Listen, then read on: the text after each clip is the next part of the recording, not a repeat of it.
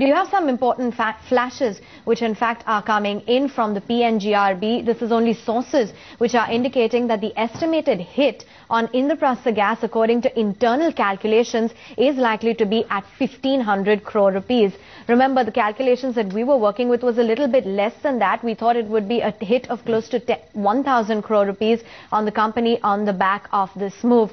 Let's take it straight then to our policy editor Supriya Srinath, who joins in with more details regarding the same. Supriya, what are your sources in the government telling you regarding the same?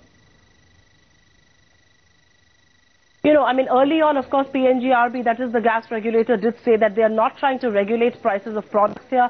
They're only trying to regulate the transportation tariff that has not been transparent so long. But the fact is that it is a retrospective regulation, which essentially means it comes into effect from the 1st of April 2008 onwards. And for the last 4 years, if IGL has to cough up the money, it comes to about 1500 crore rupees.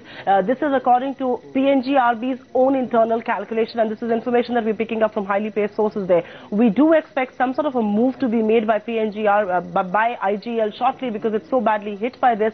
But right now, PNGRB sources have really left the field open, saying that if companies find fault with this, there is room for litigation. They can move a higher court, and that's information that we did put out on the channel earlier. For now, it's a huge hit on IGL, and it could be a hit as much as 1500 crore rupees, considering this regulation is retrospective, and it takes into account the prices for the last 4 years. The argument that PNGRB is giving is that in the last 6 years, in the last 1 year alone, prices of natural gas for IGL have gone up by about 6 times, and which is perhaps why there is a need to regulate and restrict tariff, and they're only restricting transportation tariff. They're not checking the final prices of the product, but because it constitutes a huge part of the product pricing, of course, that will be touched as well. Sure, but Supriya, do companies have an option, have the option rather, of appealing against this? Because again, this goes back to the argument of retrospective changes being made to laws.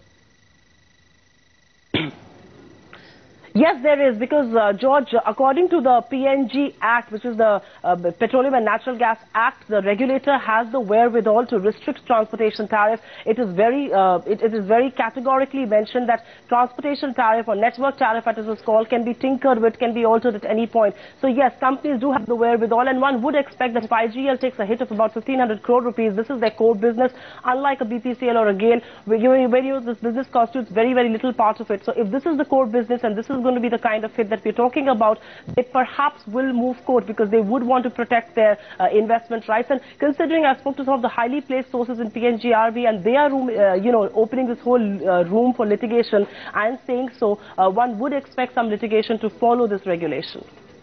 Supriya, we just had some sources which were indicating from PNGRB that the estimated hit on Indraprastha gas, according to internal calculations, is likely to be close to 1500 crore rupees. Any clarification or any details with respect to this number?